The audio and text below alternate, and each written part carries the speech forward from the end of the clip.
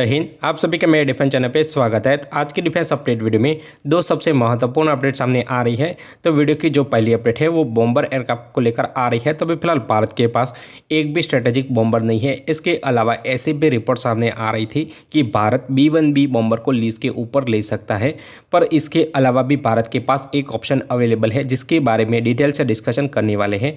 और ये जो एयरक्राफ्ट है वो बॉम्बर का रोल भी बड़ी ही आसानी से निभा सकता है, पर थोड़े बहुत मॉडिफिकेशन के साथ। इसके अलावा वीडियो की जो नेक्स्ट अपडेट है वो भारत के हथियारों को एक्सपोर्ट को लेकर आ रही है। तो अभी फिलहाल भारत के पास सुनहरा मौका है वेपन एक्सपोर्ट के लिए। तो अभी फिलहाल ब्राज़ील में लार्ज डिफेंस एक्सपो चालू है। तो उस डिफेंस एक्सपो में भारत ने अपनी स्वदेशी ब्रह्मोस, इसके अलावा अस्त्र मिसाइल को भी डिस्प्ले किया गया है। तो अभी फिलहाल भारत के पास बहुत ही बड़ा चांसेस है अपनी मिसाइलों को एक्सपोर्ट करने का। तो इन दोनों ही अपडेट के बारे में 1 बाय 1 डिटेल से डिस्कशन करने वाला हूँ। तो अगर आप मेरे डिफेंस चैनल पर नए हैं तो प्लीज़ मेरे डिफेंस चैनल को सब्सक्राइब करें, बेल आइकन दबाना ना भूलें और कमेंट सेक्शन में जय हिंद जय भारत ज़रूर लिखेगा। और अगर आपको मेरा डिफेंस के रिलेटेड कंटेंट अच्छा लगता है तो वीडियो को लाइक कर दीजिएगा।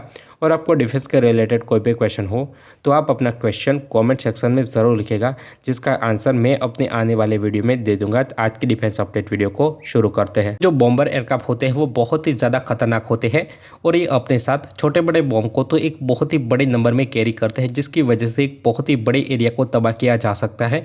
इसके अलावा एंटीशिप रोल में भी यह बहुत सारी एंटीशिप मिसाइल को कैरी कर सकते हैं, जिसकी वजह से एक बड़े ही बैटल स्ट्राइक ग्रुप को भी बड़ी आसानी से तबाह किया जा सकता है। तो अभी फिलहाल पूरी दुनिया में अमेरिका, रूस और चाइना ही ऐसे स्ट्रेटेजिक बॉम्बर को ऑपरेट करते हैं। अमेरिका के पास B-1, B-2 और B-52 जैसे घातक बॉम्बर है। इसके अलावा B-21 रेडर भी बहुत ही जल्द अमेरिका की एयरफोर्स में शामिल हो जाएगा। इसके अलावा रशिया के बारे में बात करें तो रशिया Tu-160, इसके अलावा Tu-22 जैसे घातक बॉम्बरों को ऑपरेट कर रहा है। इसके अलावा हमारा पड़ोसी देश चाइना भी H-6 नाम के एक बॉम्बर को ऑपरेट कर रहा है। इसके अलावा चाइना अपने फ्यूचर के बॉम्बरों के ऊपर भी काम कर रहा है।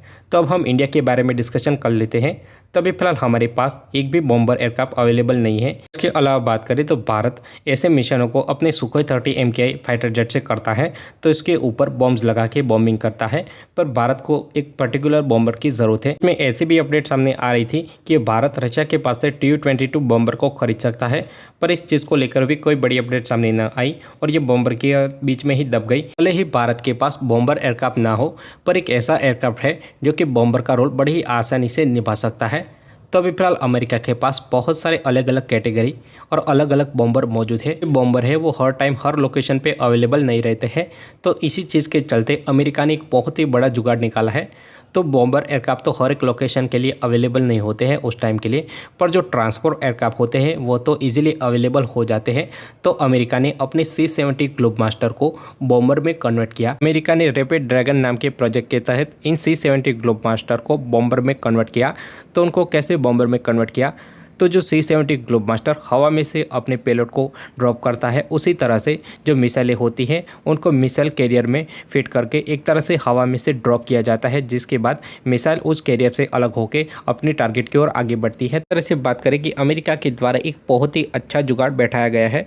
तो ये जो रैपिड ड्रैगन प्रोग्राम के तहत C-70 ग्लोबमास्टर में जो मिसाइल कैरियर इंस्टॉल किए जाते हैं वो सिर्फ क्रूज मिसाइल के लिए ही बहुत ही ज़्यादा इफेक्टिव रहेगा, क्योंकि क्रूज मिसाइल अपने इंटरनल फ्यूल से भी आगे बढ़ सकती है। जो रैपिड ड्रैगन वाला कॉन्सेप्ट है वो क्रूज मिसाइल के लिए ही इफेक्टिव रहेगा, पर ये जो गाइडेड बॉम्ब है उसके लिए तो बहुत ही डेंजरस हो सकता है, क्योंकि अगर मान लो कि एनिमी ने अपने एरिया में एयर डिफेंस सिस्टम की डिप्लॉयमेंट की है तो दूर से ही क्रूज मिसाइल को डाल दिया जा सकता है, पर अगर गाइडेड बम होंगे तो उसके ऊपर जाके बॉम्बिंग करनी पड़ सकती है, जो कि बहुत ही डेंजरस हो सकता है। एयर डिफेंस सिस्टम वाले केसेस में जो स्ट्रेटेजिक बॉम्बर होगा वह क्या करेगा कि हाई लेवल के ऊपर फ्लाई करेगा या टॉप स्पीड पे जाके उस एरिया से बॉम्बिंग करके निकल जाएगा।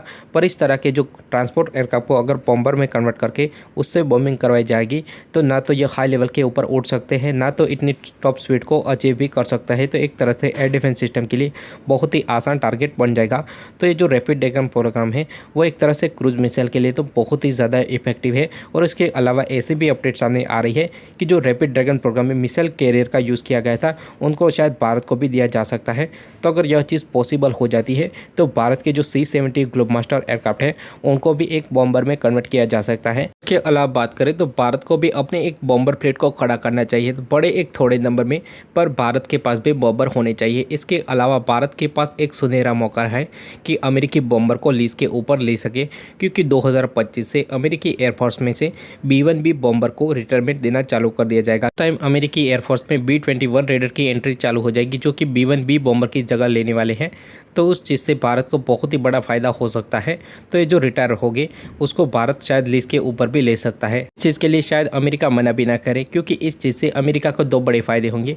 पहला तो यह रिटायर हो जाएगा तो एक तरह से अमेरिका के किसी भी काम में नहीं आने वाला है। अगर अमेरिका इन बॉम्बरों को लीज के ऊपर भी देता है तो अमेरिका को कुछ ना कुछ लीज से पैसे मिल जाएंगे। इसके अलावा इन बॉम्बरों की जो डिप्लॉयमेंट है वो चाइना के एकदम नज़दीक पे हो जाएगी अगर भारत को यह बॉम्बर लीज के ऊपर देते हैं। इसके अलावा बात करें तो यह बॉम्बर भारत को अगर लीज के ऊपर मिलते हैं तो भारत को भी बड़ा फायदा होगा। पहला तो भारत की एक बॉम्बर फ्लीट बनेगी। इसके अलावा अगर भारत नए सिरे से यानी कि नए बॉम्बर को खरीदता है तो उनके ऊपर बहुत ही बड़ा पैसा खर्च होगा, पर लीज के ऊपर लेने से उतनी बड़ी रकम भी खर्च नहीं होती है। इसके अलावा भारत का काम भी चल जाएगा। इसके अलावा बात करें तो कई सारे लोग यह कहेंगे कि यह तो 50 साल पुराना बॉम्बर है, पर उनको मैं बता दूं कि अमेरिका के द्वारा इन बॉम्बरों को मॉडर्न स्टैंडर्ड के हिसाब से अपग्रेड करा गया है। वीडियो की नेक्स्ट अपडेट के बारे में डिस्कशन कर लेते हैं। तो अभी फिलहाल भारत के पास डिफेंस एक्सपोर्ट करने के लिए एक बहुत ही बड़ा चांस है। तो अभी फिलहाल ब्राजील में लार्ज डिफेंस एक्सपो चालू है। तो भारत ने अपनी सबसे खतरनाक मिसाइल यानी कि ब्रह्मोस, इसके अलावा अस्त्र मिसाइल को भी डिस्प्ले किया गया है। तो अभी फिलहाल कई सारे ऐसे भी देश हैं जो कि इन मिसाइलों में बहुत ही ज़्यादा इंटरेस्टेड है, स्पेशली अस्त्र मिसाइल और इसके अलावा ब्रह्मोस के एयर लॉन्च वेरिएंट में।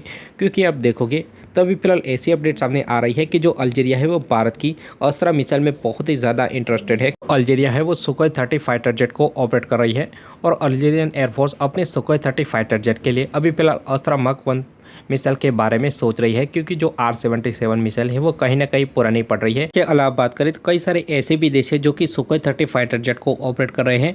उनका इंटरेस्ट ब्रह्मोस के एयर लॉन्च वेरिएंट में बहुत ही ज़्यादा है। के अलावा बात करें तो कई सारे ऐसे भी रिपोर्ट सामने आ रहे हैं कि जो एग्जिस्टिंग ब्रह्मोस है उससे ज़्यादा जो ब्रह्मोस एनजी होगी उसकी ज़्यादा सेल रहने वाली है, क्योंकि कई सारे ऐसे भी देश है जो कि ब्रह्मोस एनजी मिसाइल प्रोग्राम को क्लोजली मॉनिटर कर रहे हैं, क्योंकि यह देश सुखोई 30 फाइटर जेट को पहले से ही ऑपरेट कर रहे हैं। इसके अलावा जो ब्रह्मोस एनजी मिसाइल होगी उसके जो वेट होगा वो कम रहने वाला है एग्जिस्टिंग ब्रह्मोस मिसाइल से। तो जो ब्रह्मोस एनजी मिसाइल होगी उसका वेट 1.5 टन के आसपास रहने वाला है। इसके अलावा सुखोई 30 फाइटर जेट अपने साथ ऐसी 4 मिसाइलों को कैरी कर पाएगा। तो ये जो 1.5 टन की मिसाइल होगी उनकी जो फायर पावर है वह same to same BrahMos missile की तरह ही रहने वाली है। इसके अलावा यह जो एक्सपोर्ट वाली मिसाइल होगी उसकी रेंज 290 किलोमीटर के आसपास रहने वाली है। तो जो ब्रह्मोस एनजी मिसाइल है वो भारत के लिए टोटली गेम चेंजर मिसाइल होने वाली है। इसके अलावा कई सारे ऐसे भी देश है जो कि अभी फिलहाल एग्जिस्टिंग ब्रह्मोस मिसाइल है उसमें भी बहुत ही ज़्यादा इंटरेस्ट दिखा रहे हैं। तो एक तरह से बात करें तो जो साउथ एशियन कंट्री है, इसके अलावा मिडल ईस्ट, इसके अलावा जो अफ्रीकन कंट्री है उनमें भारत की जो वेपन है उनकी अच्छी खासी सेल हो सकती है। तो भारत अभी फिलहाल प्रयास करने में लगा हुआ है कि कैसे तैसे वेपनों को एक्सपोर्ट किया जा सके। वीडियो अच्छा लगे please subscribe my channel and thank you for watching.